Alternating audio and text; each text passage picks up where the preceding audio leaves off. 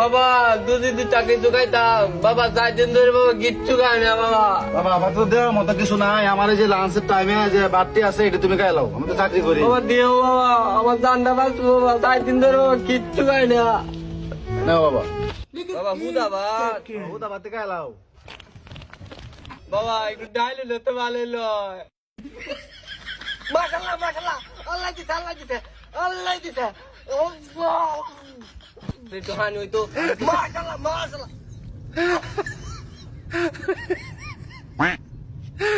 আগে দিছ ওরা কেন